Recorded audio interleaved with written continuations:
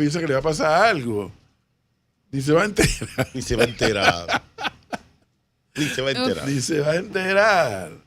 Doctor Carlos Carrillo, buenos días.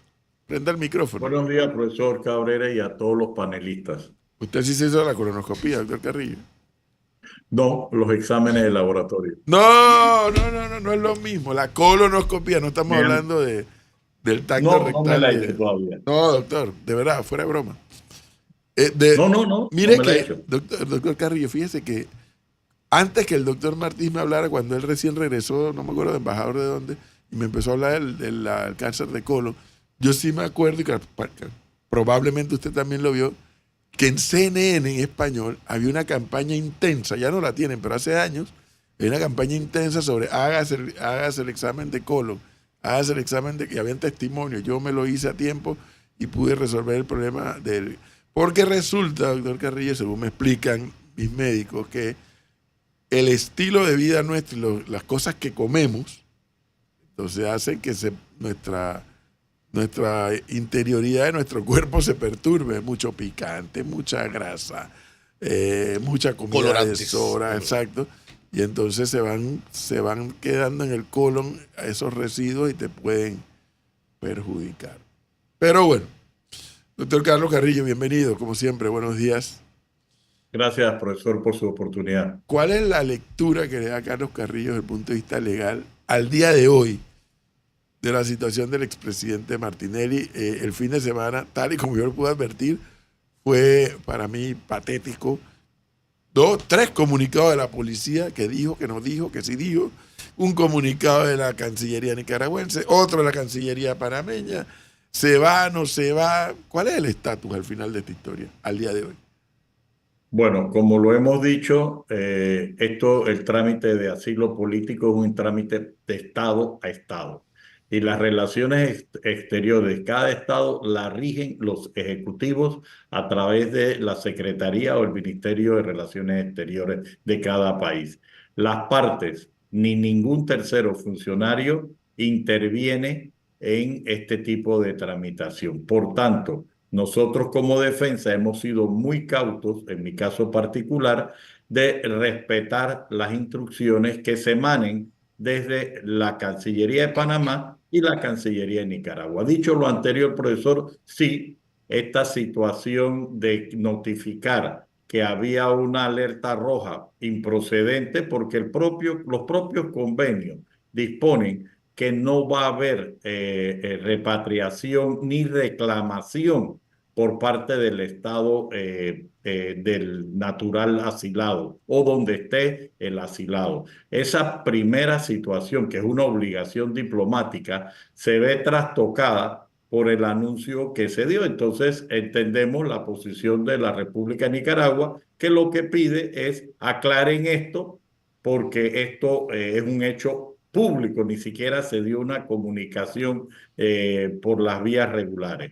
Dicho lo anterior, nosotros en este momento estamos esperando que se dirima el asunto y que el Ministerio de Relaciones Exteriores de Panamá haga la ejecución del salvoconducto previa confirmación de la República de Nicaragua. Usted lo ha definido, estamos en una situación de definiciones que esperemos se dé en el transcurso de la mañana. Ajá. Ahora, como usted acaba de decir, ocurre que en el transcurso de la mañana esto se define, el señor viaja a Nicaragua, pero los casos en la corte siguen vivos, evidentemente, ¿no? Sí, señor, hay 2 casos. Uno que tiene 3 inconstitucionalidades contra la sentencia condenatoria en el denominado caso New Business, que ya las demandas fueron admitidas y tienen que entrar en el fondo.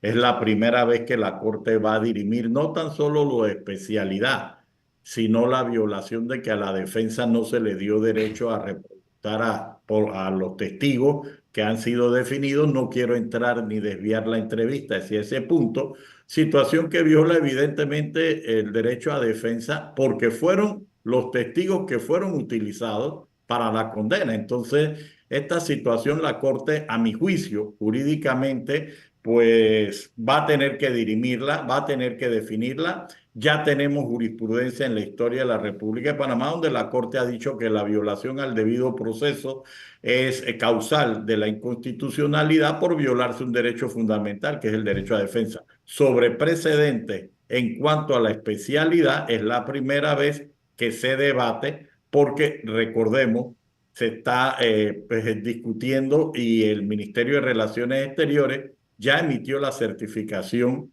en el cual se deja sentado que Panamá no pidió ni Estados Unidos en ningún momento concedió la excepción del principio de especialidad que está en los tratados entre Panamá y Estados Unidos, principalmente el de 1904 sobre extradición. Entonces, profesor, usted está claro, estamos en un momento que las autoridades diplomáticas de ambos países lo definirán en las próximas horas. La participación de los elementos de seguridad del Estado se da dentro del marco del respeto a la condición de asilado que tutelará la representación diplomática de Nicaragua en Panamá. Dígame una cosa para los que no somos abogados, doctor Carrillo. El hecho de que la Corte decidiera por la admisión, y me corrige si me equivoco en los términos, por favor, decidiera en la admisión de darle trámite a esto, implica automáticamente un resultado, la admisión trae como consecuencia un resultado automático favorable. No. ¿No? Ok. No. Lo que estamos, y ahí sí, como parte interesada, es que no vemos la manera como la Corte va a poder avalar la prueba de que no se nos dejó repreguntar y además de la especialidad, pero la especialidad está abierta a una discusión para nosotros condicionada a factores reales de poder, pero sin embargo es evidente, eso es más, el mismo presidente de la República en varias declaraciones dijo que a él le constaba o era evidente que se habían saltado ciertos trámites procesales. A ver, yo le hago una consulta para que quede claro. Abogado, y a lo mejor usted ya respondió la pregunta y uno, por no tener ese conocimiento de derecho, tal vez no lo entiende. ¿El presidente Martinelli puede moverse libremente por Nicaragua y fuera de Nicaragua? Primero que todo, yo estoy en contra de cualquier descalificación. El derecho es lógica y no, por favor, no te descalifiques en una pregunta.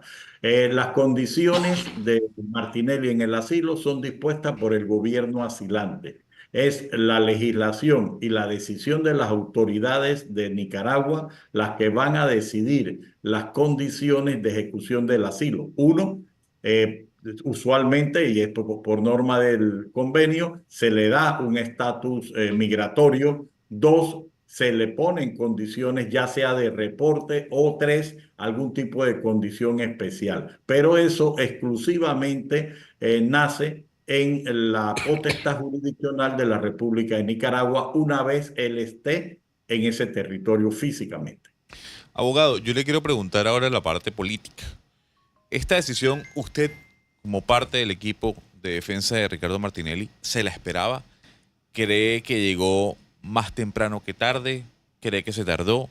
¿Usted veía al presidente Molino otorgándole ese salvoconducto para que se fuese a Nicaragua o esperaba otra respuesta u otra actitud del gobierno nacional?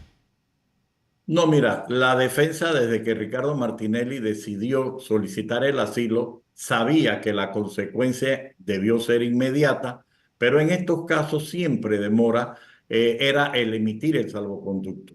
Nos encontrábamos en febrero del año pasado, habían condiciones políticas, Martinelli era candidato con cierto puntual en las estadísticas y se dieron intervenciones, para mi juicio, de factores reales de poder que determinaron los tiempos de la justicia y se judicializó la política. Dicho lo anterior, una vez cambia el gobierno, esto también se han tomado su tiempo, es lógico, nosotros los que tuvimos la experiencia del año 90, que fue lo más reciente, vivimos los términos de países como Perú, Ecuador, Colombia, Venezuela, Estados Unidos, México, Costa Rica, que entre otros tuvieron asilados panameños en sus sedes diplomáticas y demoraron años en el gobierno de turno de dar el salvoconducto. Así que el tiempo sí responde a situaciones políticas y eso es usual y normal en este tipo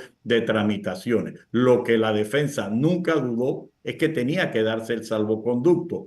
Sí, en el caso, hablo de mi persona, sí, yo no tenía medido el tiempo de que fuera en este momento, sin embargo, eso era una variable que estaba en la mesa desde el 7 de febrero en el momento que él se sometió al asilo. Ojo, hay personas y los convenios hablan de asilo diplomático o asilo político. Es decir, Ricardo Martinelli desde el 7 de febrero del año pasado se convirtió en un perseguido político.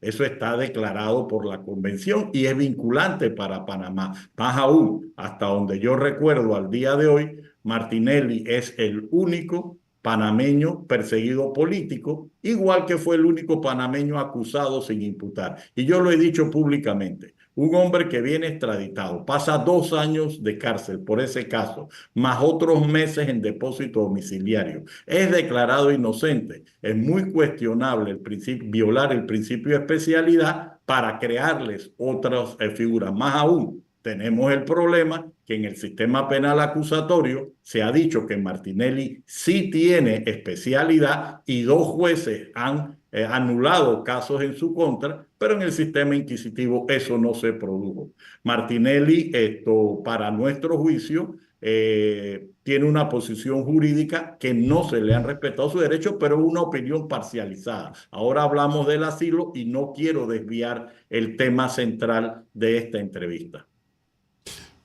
Bueno, entonces sí pudiera ocurrir, según nos explica el doctor Carlos Carrillo, que estando Martinelli en Nicaragua en calidad de asilado, en un momento X de la vida, la Corte emitiera un fallo y pudieran ocurrir 2 cosas, doctor Carrillo. Uno, que el fallo no le favorezca, y entonces Martinelli sigue allá en Nicaragua.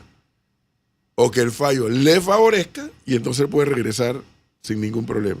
¿Es así? Así es, profesor. Tiene toda la razón. Más aún, adelantamos que hace 15 días la Comisión Interamericana de Derechos Humanos admitió una demanda contra la República de Panamá por violación de derechos humanos a Ricardo Martinelli y en el año 2019 ya el grupo de trabajo de la ONU había sancionado y declarado la detención arbitraria que sufrió Ricardo Martinelli en el denominado caso Pichazo. Ahora, dicho eso, doctor Carrillo, con su experiencia como abogado y yo como ciudadano, la Corte nunca, hasta el día de hoy, nunca ha podido explicar por qué un expediente o un caso de temas de inconstitucionalidad y demás demora tanto tiempo en ser fallado.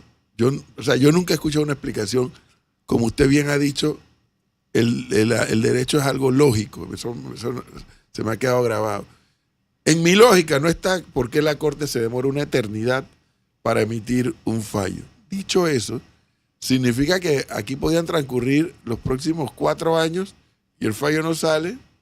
Porque, a ver, me voy a meter en el plano político que no es área de la suya, porque usted siempre es muy respetuoso de que se refiere solo al tema del derecho. Pero para mí, en el análisis político, el gran objetivo de Martinelli, más allá de que sea declarado inocente, de que no se le cumplieron sus derechos o que se le violaron sus derechos y demás, es poder estar habilitado, políticamente hablando como ciudadano, de cara al 2029, porque él considera que él puede volver a ser presidente, lo cual es su derecho y no lo puedo criticar.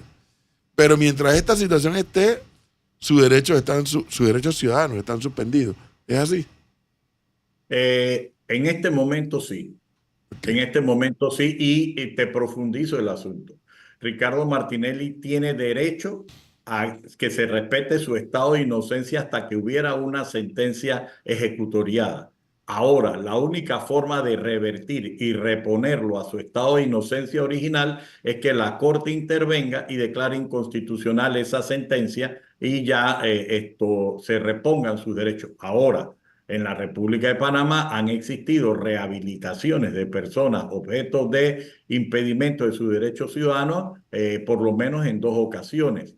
por parte de diferentes estamentos, la Corte Suprema o la Asamblea Nacional. Ahora, yo le hago una consulta. ¿Qué pasa si la Corte falla en contra del expresidente Ricardo Martinelli? ¿Le queda otro recurso al equipo de defensa? Sí, podemos ir en el recurso de revisión o esperar la jurisdicción internacional, el sistema interamericano. Nada más que le pongo en el contexto lo que dijo la fiscal Morcillo y la propia juez Valoisa Martínez cuando sustentaron por qué suspender Odebrecht. Dijeron que había que garantizarle a la parte el interrogatorio o el examen de los testigos que no se habían presentado en la asistencia legal. Es más, la fiscal Morcillo, cuando sale de las instalaciones de la Corte, dice: nosotros no queremos vernos abocados a una demanda por parte de la defensa. Pero lamentablemente en el caso de New Business se llevaron en los pechos este principio que ahora están tratando de tutelar en Odebrecht. Estas contradicciones, y profesor, se me quedó en el tintero responderle una pregunta en cuanto a los tiempos. La Corte define sus tiempos.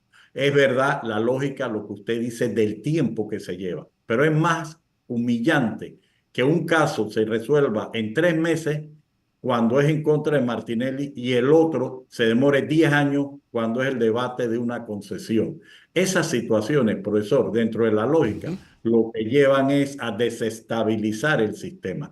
Nosotros creemos que frente a las condiciones, Martinelli, la Corte, tiene la obligación, porque se ha hecho en otros casos del propio Martinelli, de decretarse una sesión permanente o un pleno